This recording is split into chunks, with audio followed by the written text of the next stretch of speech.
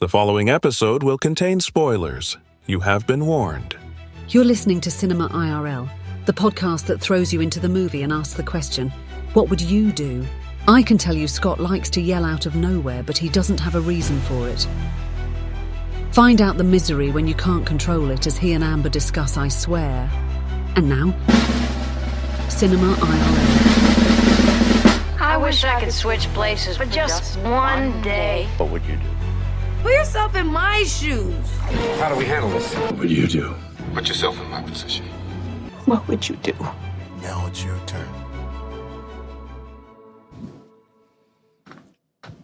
Tourette's.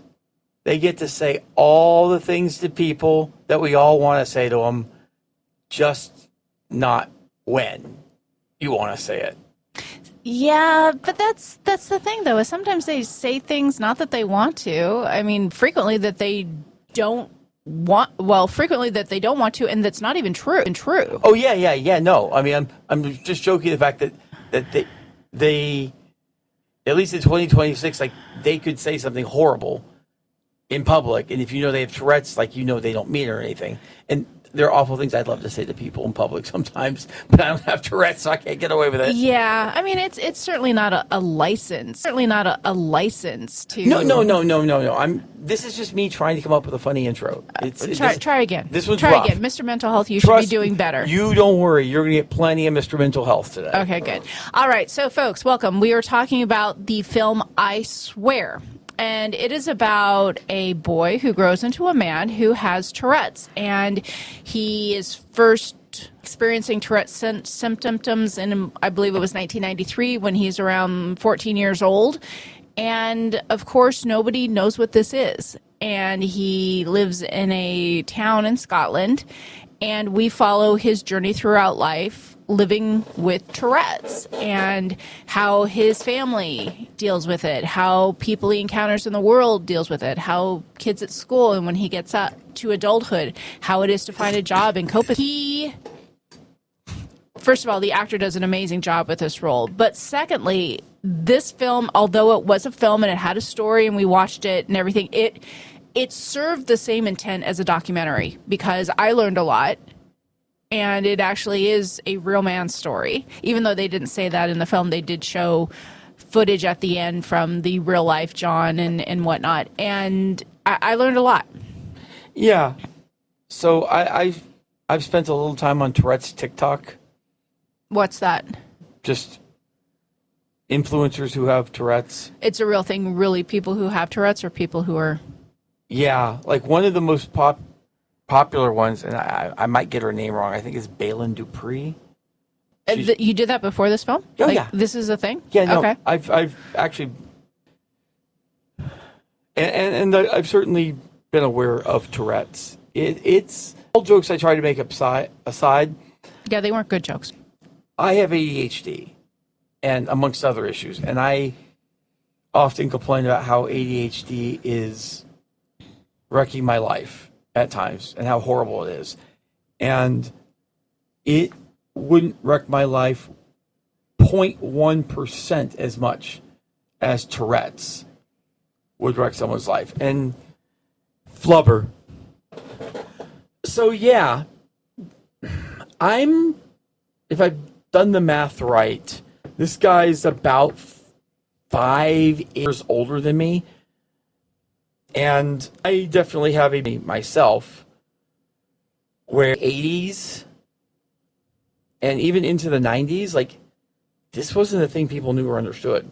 Like, I have ADHD, which is not even remotely as bad as Tourette syndrome would be. And, like, you're in 1983, and all of a sudden you're just a kid, and you blurt, I mean...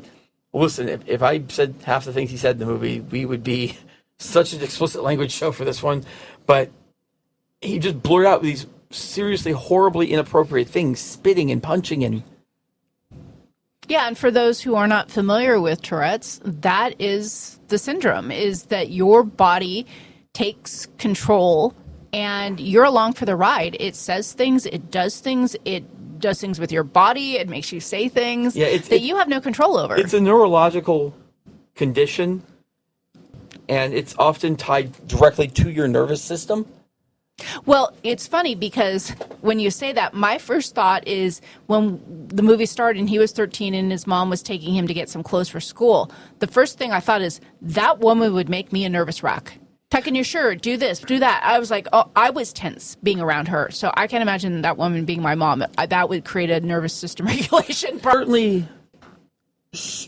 stress, fear, anxiety, most any emotion that you could classify as anywhere between horribly to somewhat negative is likely to create a tic. Now, I won't exactly everything about this. Like some of this I might be speaking out of my ass a little bit, but well, let's not try to speculate then. I think I know enough because I know that even when things are going well, you can still tic. Oh, yeah, the context is nothing. I mean, obviously, if you're anxious, like in a job interview or meeting, stressful environment, your tics and your outbursts are going to be more extreme. But you can be perfectly calm and still experience those. It's not a hall pass to just being relaxed and okay. Yeah, I mean, the trick is the elimination of stimuli. You need to not be stimulated because stimulation causes tics. And it can be positive stimulation. It can all sorts of various things. I mean, stress, I know, is going to hit you worse, but like you kind of want to remain emotionally neutral to like really avoid tics, and then you're just not really a human at that point. And that's not sustainable. No, it's to not at say all. that you're going to avoid any sort of stimuli, that you're going to have to live in a closet. And even eventually that closet will create a stimulus for you of the anxiety of being locked in a closet. So let's go ahead and dig into some of this is a true story, based on a true story, definitely true elements here. What would you do if all of a sudden your child started doing unexplained things? Because that's how it starts off, is he cusses at a teacher and he shouts at a girl on a date and he gets in trouble. Because, of course, if you do that in a school context when you're 13, 14 years old, they just think you're a troublemaker, especially if you're at a new school. And he spits out his dinner one night when he's having a tic, and his mom says, get away from the table. You sit in front of the fireplace now. So if he spits into the fireplace. And on one hand, I know that we only know what we know, and we do the best we can with what we know. I think that is reasonable, except in the cases where that's an excuse. Because just because you only know what you know doesn't mean that we can't learn more. And ultimately, he does find an amazing friend in Dottie who does help him learn about the disease and learn more and then share that. But back to the original question, what would you do if your child all of a sudden started, and I'm putting this in air quotes, acting up? Yeah, so this is a little one of those weird ones where there's the 1983 answer and the 2026 answer.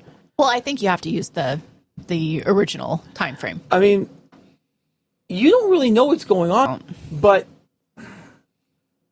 if your kid starts, I mean, just the ticking alone with jerking your head and your neck. Yeah, and see, that's the thing. It's the jerks that I think are the dead giveaway. People are like, you're just fake. No, I promise you, there are certain tics and stuff that you just would never fake.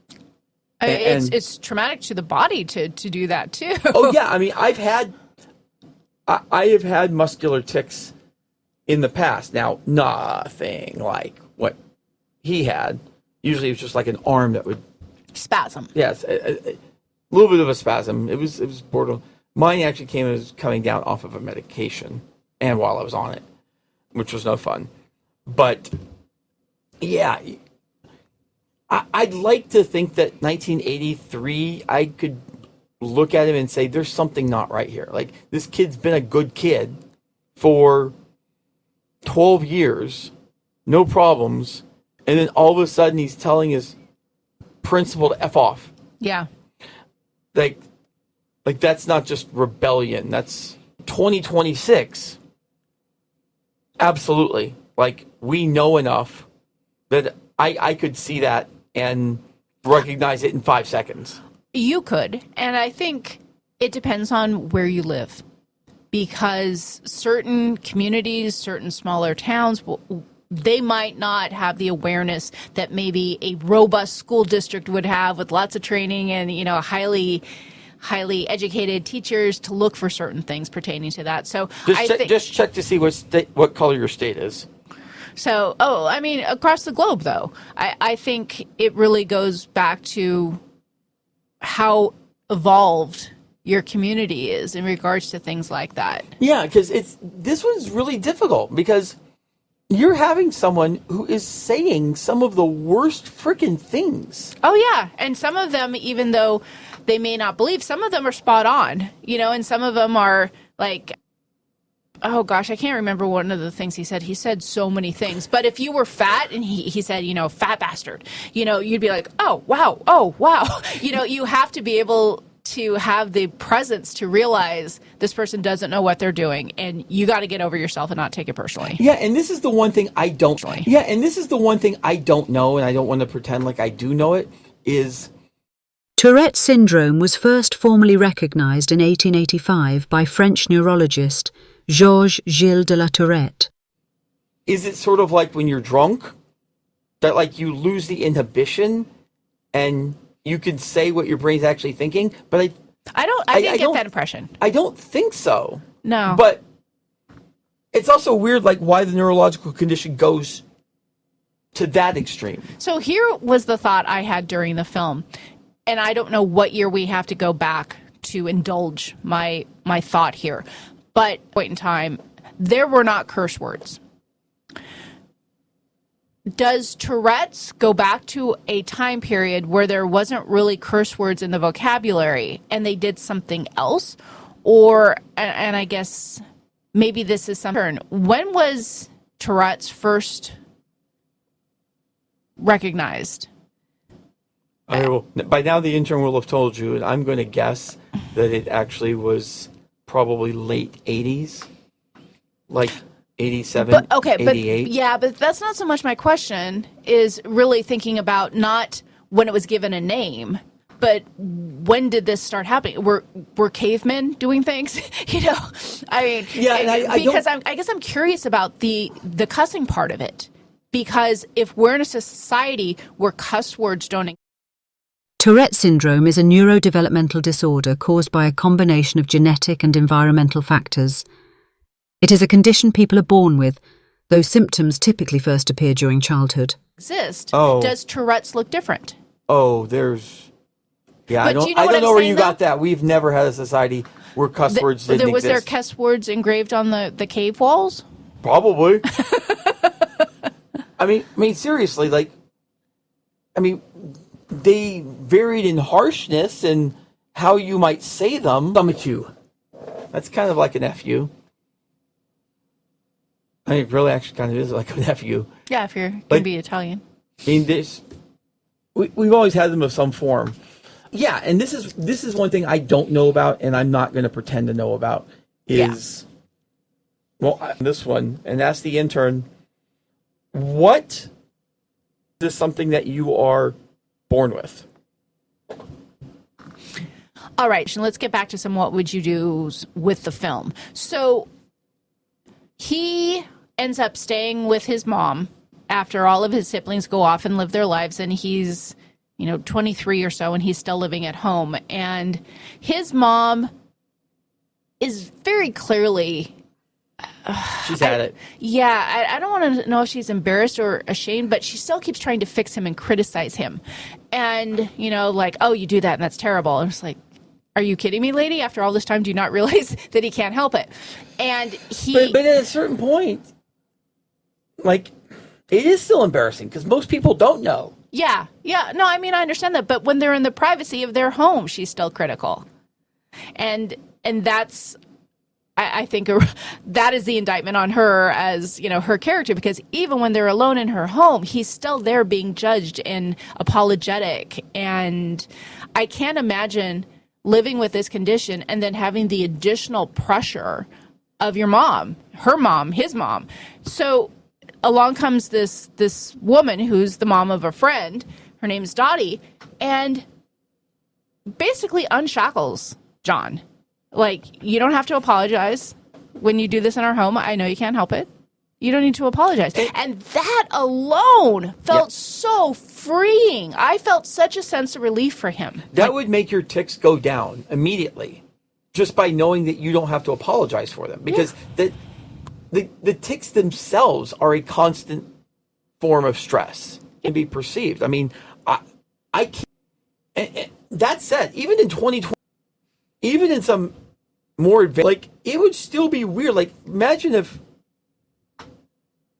we're like walking towards the movie. We're going at, we're there, and all of a sudden, fuck off, cunt! Yeah. Whoa, what?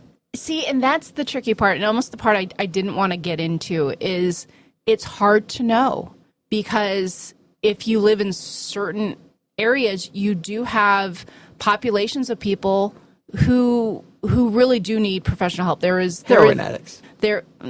Just people with, different levels of sanity, and, people who should be in more formal settings than trying to survive on the streets. And when you hear those things, as just a person walking down the street, it's hard to know, is this someone I should be frightened of, like someone who really has some severe medical issues or mental issues, versus someone who is like John in this movie, a basically normal, good guy who happens to have this condition. And I think that's where it gets muddy and complicated. Well, I can tell you right now, ask yourself, are they talking to someone that's not there? Like, are they talking? Well, both would, though. No. They might make like a blurt out for Tourette's. Oh, you mean if it's something like it's more ongoing and stuff like that, that is a different condition. Okay, that is not fair. Tourette's. That's fair. And yeah, I mean, yes, it might involve you having to watch the situation for maybe more seconds than would be comfortable if you're a passerby. Yeah, no, I understand that. And that actually, I'll buy into that. But when you're on a bus or a train or some sort of confined environment, like at one point in the movie, and he did that, and people got up and they moved to a different seat. And I think that's the stigma, and that's the challenge with education around Tourette's syndrome, is to realize just because someone does this, they are not crazy. They are not, in need of institutionalizing, that this is something that they cannot help, and you are in no danger. Yeah. So I was thinking about this. Like, I mean, here's the ultimate: what would you do? What would you do if you had Tourette's? And I think I've figured out, and like, again, there's acceptance and all. And depending on the environment, to be in situations where to be talking or be out there, I would probably put duct tape over my mouth. I would then wear a mask over my mouth, but I leave the nose exposed, just like all those people we hated in COVID. But because it's a different reason, so it just looks like you're wearing a mask. And I would even consider like 20 different colors, a shirt that says, I have Tourette's, I don't mean what I say. Just be out there. Yeah. Now, I'm also very open about mental health, and I would respect the hell out of someone who did that, and who's trying to say, listen, before I called up by two people in the alley because nobody knew, one, hopefully prevent it to begin with. Yeah. I know they have that bitey thing. Yeah. But that also feels like that was more for tics than blurting things out. So here's the thing, though, and this is why I don't want to spend too much time here, because we aren't medical professionals, and honestly, I just don't want to be ignorant about this topic. But I would imagine, based on what I saw in the film, that if you did that, that would build up, and the fact that you can't get it out. So if you're talking about actually physically restraining yourself so you don't do that, that would be trying to cap a volcano. Yeah, I mean, if we're going to a movie or something like that, okay, I'll cap it for that time. Like, when I'm in a more safe environment, obviously I'm not going to.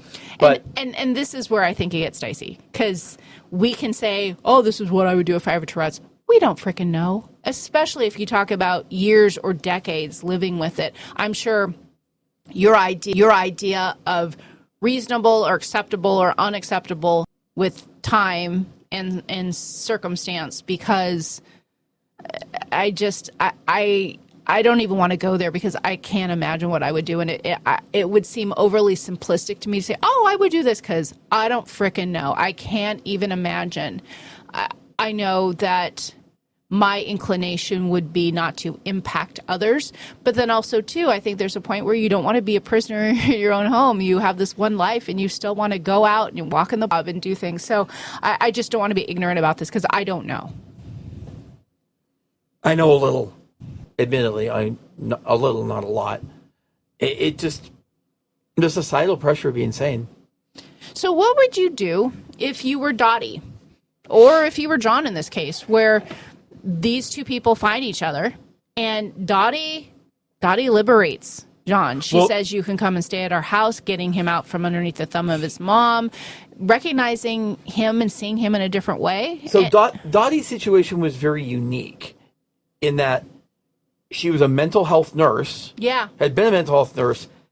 And when he first meets her, is under the belief that she has about 6 months to live. Yeah, and she's under that belief too. Yeah. So she's thinking that. So she's coming into this thinking, this is the good I'm going to bring to this planet on my last 6 months. Yeah. I'm going to try to help him as part of like that lasting legacy. Right. Turns out that she didn't have that. Sloppy medical diagnosis. Yeah, I don't know. They were saying various things that made me think it was like Hashimoto's or something like that. I'd have to research. That's a lymph node thing that could cause similar type readings, which is not fun either, but it's not cancer. So yeah, I think if she had gone into this thinking this is going to be a project for years and years, it may have been a different scenario than I have 6 months left. Yeah, that's perhaps. I don't know. But even after she got the information that she was misdiagnosed and she was going to be fine, she was there. She was there at the court hearing when John had to appear because he accidentally hit somebody in his arm lashing out. She was there when he got thrown in jail, when someone coerced him into, or I shouldn't say coerced him, misguided him into doing something that was supposed to be picking up drugs. She was there when he needed a job. She was there when she thought it was time for him to move out of her house and find somebody new. So she showed up time and time and time again. So was this just going to be was this a thing where the guy at the party was just literally trying to F with him? Oh yeah, I don't know. Like, we never really job and like they do this thing that seems like a drug. You know, I've watched enough crime shows to know that frequently, and this is my education for 7 years of The Shield, is that frequently someone will be tested with some sort of pickup and to see if they pass it, but they won't actually trust them with the real money or the real drugs or something like that to see how they act. So maybe it was something like that. Yeah, maybe. Because when he got picked up by the police, because he's carrying what he thinks is heroin. What he's telling the police is drugs. Yeah, I have drugs. I have drugs. Stupid pigs. Yeah, so he gets picked up. So Dottie just showed up time and time again for him. So how fortunate was he? Because his life would have been much different if he had stayed in that family home with his mom. He would not be the advocate that he is today, helping other people with Tourette's. He would not have gotten a medal from the Queen of England. He would be living a much different life, as would the people that he's touched and helped over the years. And this is, let's be honest, especially when you're young, he literally tried to commit suicide. Yeah. Because he couldn't get people to understand it and he couldn't control it. Yeah. And I would bet people with Tourette's have a very high suicide rate for that reason. They lose the ability to function in society, and it just is so overwhelming. You know, it's something that I've experienced in recent years, and whether it's physical health or mental health, you need an advocate. You need someone there who is rattling cages and advocating for you and speaking for you, because if it's just you, and heaven forbid you're a 14-year-old boy, it's hard. I've been in the situation of not having an advocate and trying to advocate for myself as a 10-year-old. And that only goes so far, because even you don't completely understand what's going on. Yeah. So it's hard to advocate for yourself when you don't even know exactly what the hell's going on. Absolutely. And in situations like that, it really comes down to the power of the parent believing their kid and saying, we need to find out what's happening. Let's try and get some answers. Now, one thing I didn't like was when they were when it's a disability. And he was all like, no, it's not a disability. Mm-hmm. The hell it's not. It absolutely is a disability. I mean, my ADHD is at disability level. And again, nothing nearly as bad as Tourette's. I mean, that's, I would suspect, obviously, I don't know John personally, but I would imagine a lot of that is mindset and perception. You do not want to, he speaks, but he didn't want to be perceived as having a disability, and that's not unreasonable. Well, there's a difference between having a disability and being disabled. And I'm not disabled. I have a disability. And I'm sure there's people with your exact same condition against that saying, I don't have a disability. I think that's a personal thing, right? I mean, if that functions how you live your life and how you show up each day, whether thinking I'm someone with a disability or I just have this thing that happens, I think you got to look at whatever it is, however it is that you need to look at it that gets you the best result. I feel like one's a fact and one is mindset. Like, fact, I have a disability. Mindset, I am not disabled. Yeah. I can still, like, this thing that is true about me isn't going to control me, and it's not going to define me. And even that language of disability is less and less popular, being less and less used. So as society evolves, terminology evolves as well. But see, that's the other thing, too. It is, like, I can't even imagine having Tourette's, successfully living my life without it defining me. Like, it's so much, like... I don't think you can. You have to plan every aspect of your life around it. Yeah, I don't know if you can live without it defining you because, like, it's not a flare-up. It's something that's with you every day. Yeah. Until, although the end where we see that there is a medical device that John tries that's in testing, and I certainly will research that after our episode today to find out where that is, because when John tested this device and he wore it, he said he felt calm, he felt present, and the way that he felt before all of this started when he was 14 years old. And the fact that medical advances are actually making dents like that and an impact like that, it gives such hope for people who are suffering in very rural ways and in medical and physical. Oh, I forgot the other thing I would do if I had Tourette's. I would have AirPods in, and I'd be using the Calm app like 24/7. Just calm, calm, calm, calm. And that's really seemingly what the device did in a way. It's neurological. We're learning a lot more about how that works now to actually be able to fight things on a neurological level, not just a chemical level. Right. So I'm not going to lie. I got actually a little teary when I saw that for him because, like, you've lived your entire adult life and a good bit of your childhood life with this thing you can't turn off, this thing that's always there, and it's just the most menacing thing in your life. And to be able to just turn it off. Yeah, it's like living on the edge of your seat, constantly waiting for the next thing to happen, the next shoe to drop, the next trauma or slug, metaphorically, of course, but just always waiting for it, always being on edge, always having your shoulders up.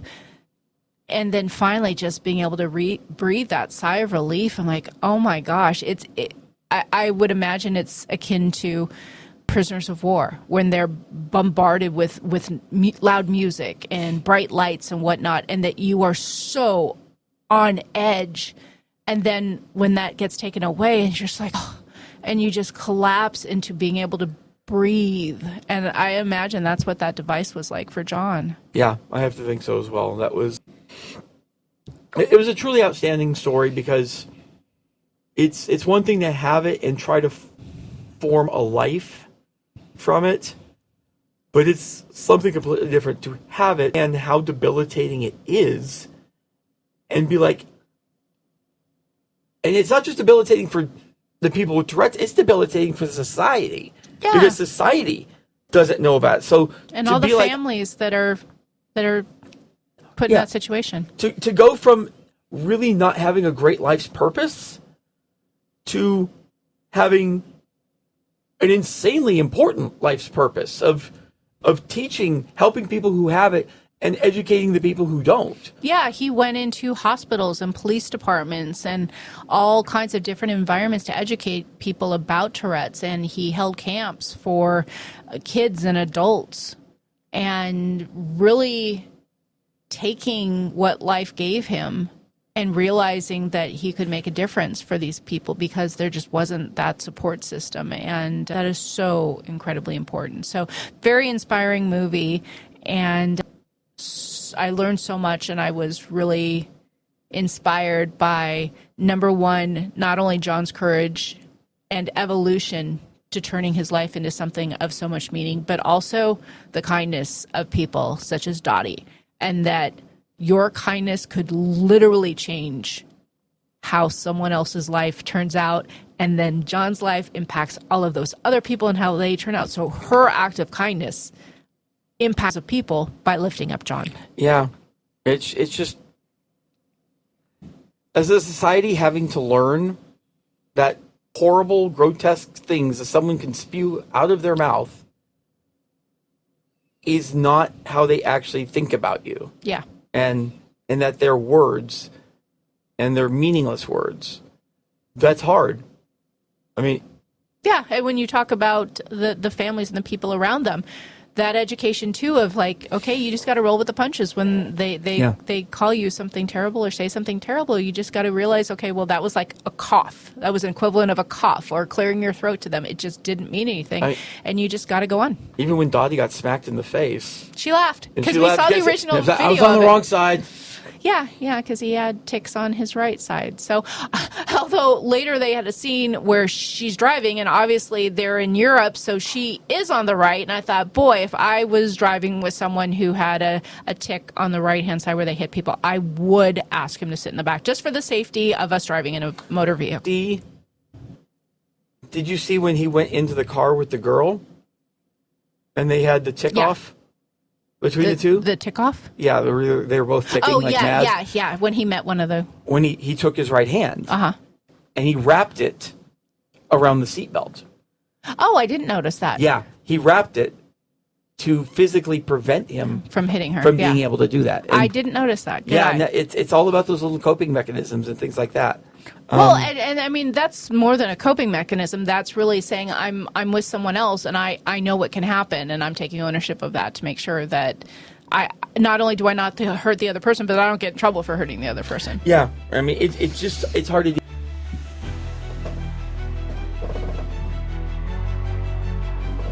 I go back. We hope you enjoyed our episode. Thank you for listening. And to catch all the new episodes, please subscribe. We release 2 to 3 episodes weekly, so we'll have new content regularly. Until next time.